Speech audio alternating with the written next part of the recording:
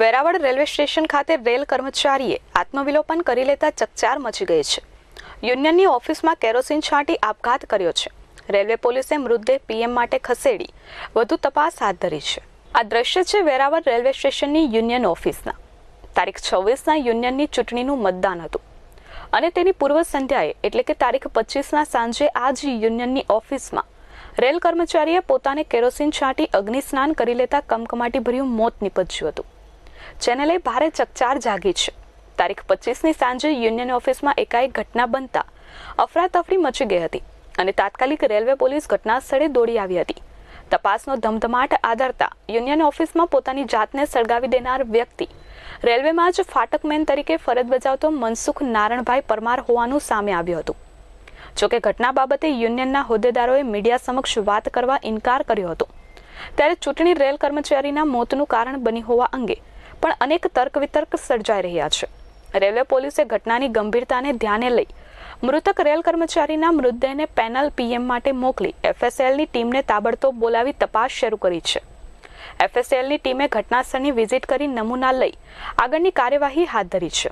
હું railway પોલીસમાંથી Ravirajsinh union ઓફિસમાં Veraval railway સ્ટેશનની યુનિયન ઓફિસમાં વેસ્ટર્ન એમ્પ્લોઈઝ યુનિયનમાં એક પુરુષ જે રેલવે કર્મચારી છે તેમને કેરોસીન છાંટી અને સુસાઇડ કરેલું છે.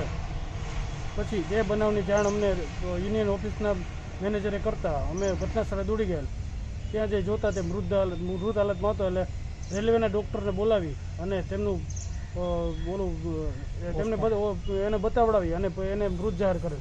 ત્યારબાદ અમારા ઉચ્ચ અધિકારીને બધાને જાણ કરેલ. ઉચ્ચ અધિકારી ત્યાં આવી અને જોતા પછી તે ડેડ બોડીને પીએમ કરવા માટે ત્યાં સિવિલ હોસ્પિટલ લઈ ગયેલ અને પેનલથી પીએમ કરાવડાવેલ. અને એ કર્મચારી જે મૃત છે તે રેલવેનો જ કર્મચારી છે. એમનું નામ મનસુખભાઈ નારણભાઈ પરમાર છે. શું ફરજ બજાવતા?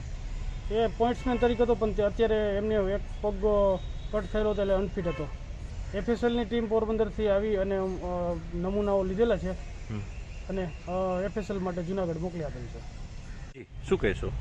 એ ત્યાંથી યુનિયનમાં આવતીકાલે 26 તારીખે તેમની આજના દિવસે ચૂંટણી હતી, જેસી બેંકની ચૂંટણી હતી.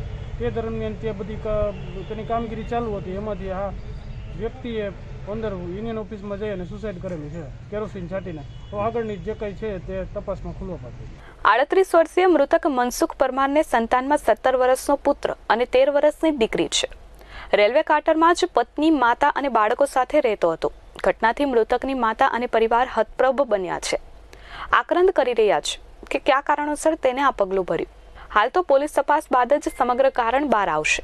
ચેતન અપારનાથી એશિયાની 4 ન્યૂઝ, વેરાવળ.